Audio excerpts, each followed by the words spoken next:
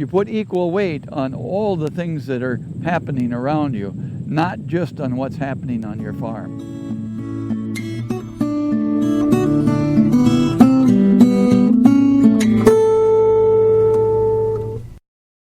Welcome to the 250th installment of Ear to the Ground, the Land Stewardship Project's podcast on family farming, sustainable agriculture, local food systems, and local democracy. I'm Brian DeVore, editor of the Land Stewardship Letter. Sometimes nature provides rude and repeated reminders that maybe a different approach to farming is warranted on a particular piece of ground. For Mark Erickson, that eye-opener came several years ago when he was running a combine on a parcel of land he farms in west central Minnesota. Suddenly, the machine lurched to one side and he was hopelessly stuck in the muck. Another time, he made hay on that same field, and before he could move the bales, they were drowned out and ruined by a torrential rainstorm. A little over a decade ago, Erickson took the hint and converted all of the 450 acres he farms into grass. Today, he raises grass-finished beef, utilizing managed rotational grazing. It's one thing to convert one's operation from annual row crops to perennial pastures, but what Mark has done is particularly striking considering the ownership situation.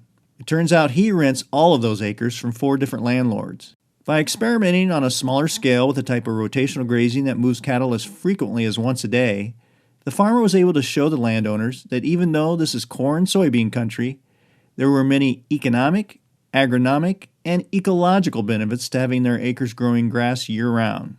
On a blustery fall day, I visited Mark's Boss Ridge Ranch and saw firsthand some of the key benefits to this method of raising livestock. The cattle were thriving on the pastures, and Mark was no longer faced with the prospect of getting expensive equipment stuck after yet another intense rainstorm.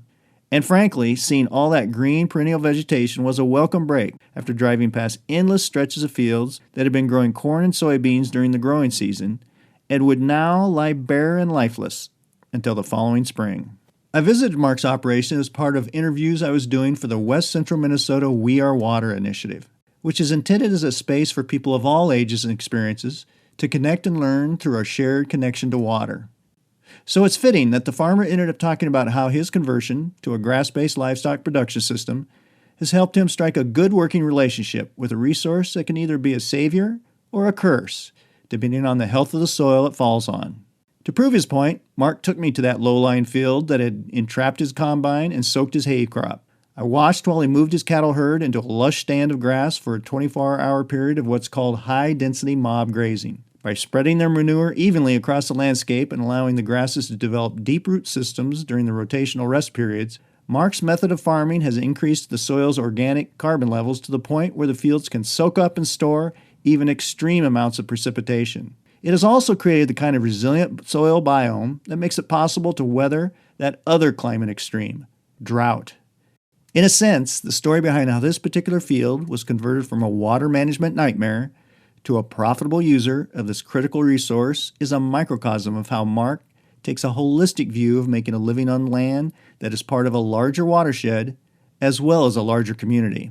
So I'm Mark Erickson, and the operation that we've named our ranch here the Boss Ridge Ranch, and we raise grass-fed, grass-finished beef. I started conventionally farming here in 1994, doing conventional corn, soybeans, wheat, and alfalfa. In the mid to late 2000s, grain prices were pretty poor, so we transitioned the farm to all grass, all beef in beginning in 2007, and by 2010 we were completely converted to all grass and all beef. We started a small intensive tiling project about 15 years ago, and decided that with grain prices where they were at that time, that wasn't going to pay. And so most of this farm does not have tile lines in it. And so it takes a while for the grassland to develop a deep root system which will allow the water to all go down instead of pooling or running off. And so that adjustment, going through that period, that's a it's a learning curve and so now we're getting pretty comfortable with where the land is at, and the water's not pooling anywheres anymore, and it's all even with heavy rains, it sits for a very short time. We don't have any drowned out spots on the farm at all anymore, and there's no runoff, so we're able to harvest all the water. And one thing I noticed, I did some penetrometer testing a few years ago, in cooperation with Land Stewardship, and we found that we have some compaction at the top because we have very heavy soil from the cattle, but as the penetrometer goes down, there's no resistance. And if we go into the neighboring cropland, there's no resistance the first 9 inches, and then you hit a layer, a hard layer, and I think the crops are able to really utilize smaller amounts of rain because they have great corn and bean varieties, and also because that water doesn't go beyond that 9 inch. It sits in that top 9 inches and is available, and plants can then use it up, and so even in drier years they can get great crops. And so that's just the kind of the difference in the way the soil develops. When they were 5 years ago, we had dry spells. 2012 is a perfect example. The farmers got a good crop, but I didn't get a good crop of hay. And the reason was because the soil was not developed yet. And it is now.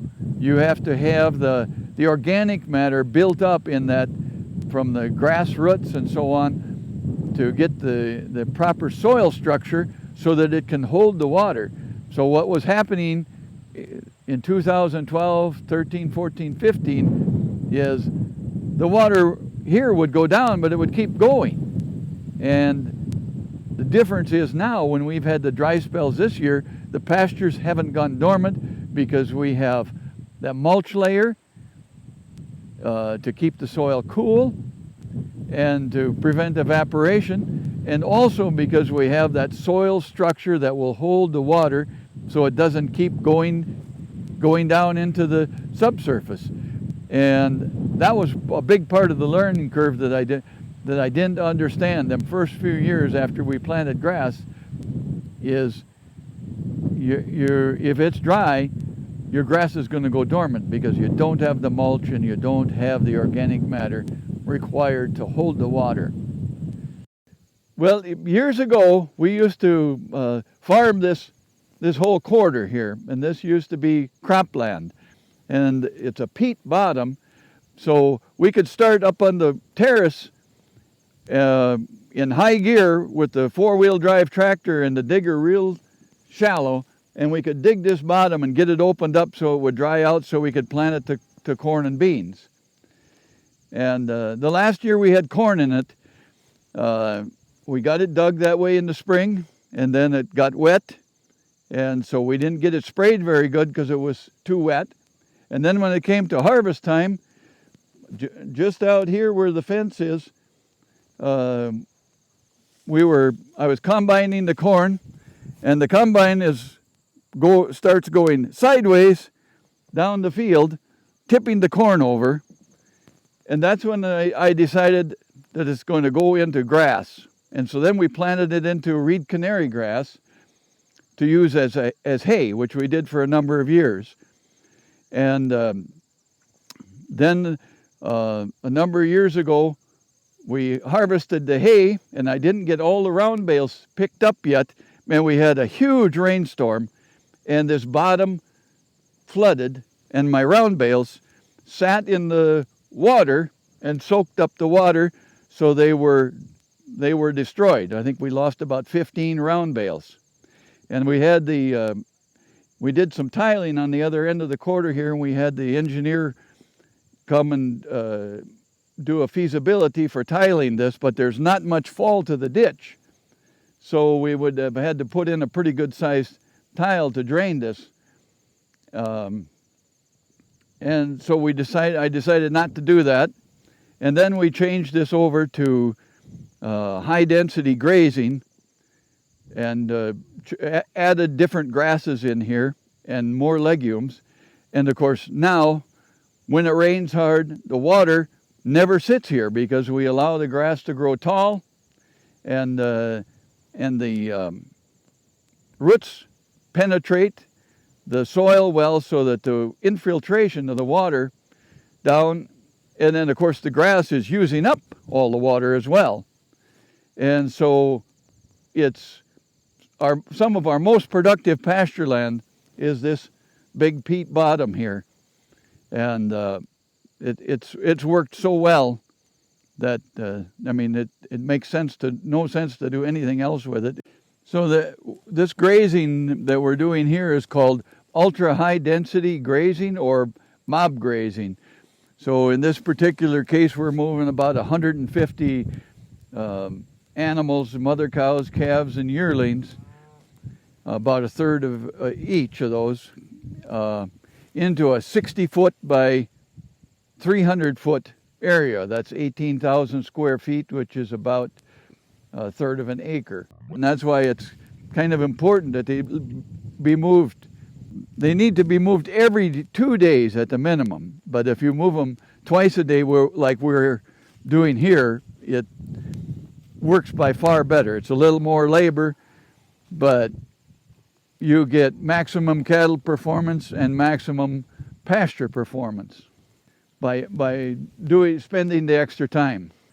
We're all basically here not for very long, and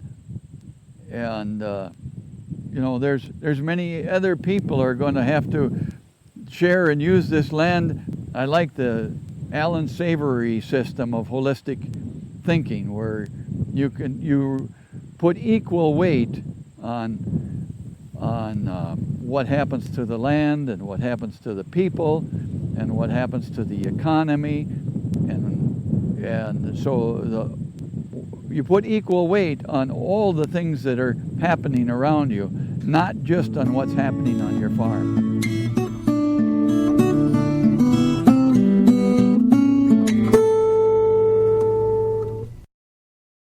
As I mentioned earlier, Mark Erickson was interviewed as part of the We Are Water initiative, which documented the stories of several farmers in the upper reaches of the Minnesota River watershed who are using innovative production methods to not only protect our water, but to make their land more resilient in the face of challenges such as climate change.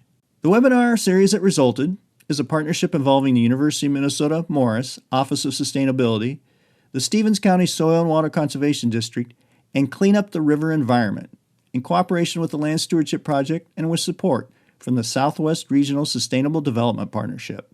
For more on the We Are Water initiative, see landstewardshipproject.org and go to the podcast page for episode number 250. There, you'll find a link to the Sharing Stories webpage.